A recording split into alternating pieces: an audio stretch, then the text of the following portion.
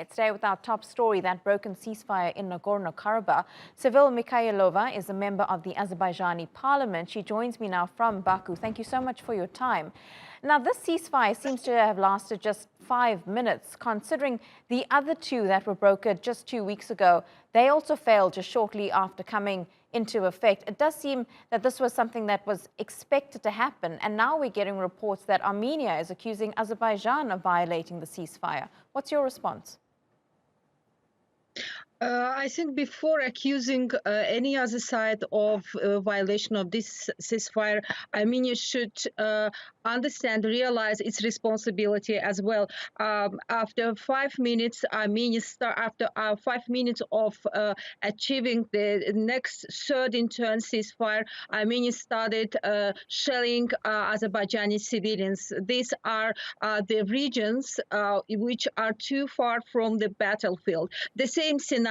So let me remind you that before, on the 10th of October, we achieved the first ceasefire with Armenia, but it also lasted 2 or 3 minutes, and that's all. And the second ceasefire, also achieved through the efforts of mediators, also has nothing, no result, and Armenia again brutally violated the ceasefire, and the Ganja terror happened on the eyes of the world. And now the third ceasefire achieved through the mediation of the United States. And this is the result. Now the Armenian armed forces are shelling, bombing the Azerbaijani civilians in the nearby regions. They are shelling Agdam, Goranboy, other regions which are, as I said, and I will repeat once more, that they are too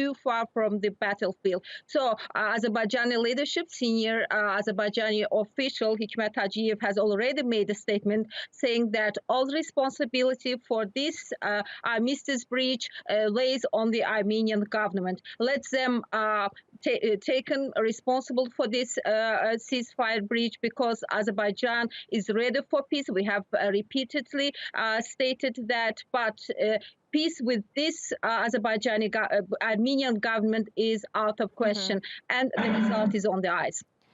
Sevil, I want to focus a bit on the civilians. You talk about regions that are far from the battlefield. We all know what happened in Ganja just 2 weeks ago. So many civilians dying there. They really right now seem to be paying the price for this decades-old conflict. Many have fled their homes. Some of those who are still there have taken shelter in underground bunkers. How are people coping on the ground? The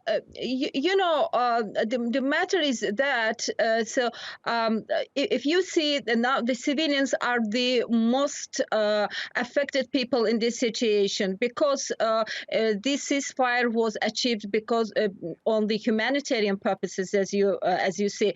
So if Armenia doesn't and is unwilling to follow this armistice even achieved through humanitarian purposes. So what to expect from this government? The people now are living in a very terrible situation in Azerbaijan as well. They are under horror. There are, the civilians, they are under threat because each moment they can face with murder, they can face with Armenian bullets, and that's, I think, a very terrible thing. And what I want to say, this will continue, so we can discuss it by hours, but it will continue. I think before achieving armistice truce, the mediators should and must make the sides, Armenia in this case, to follow the international law. Armenia must abide the international law. Otherwise, any armistice breach, any discussion, any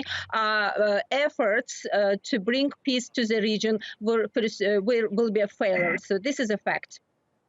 Okay, Sevil Mikayilova, she's a member of Azerbaijan's parliament. Thank you so much for your time.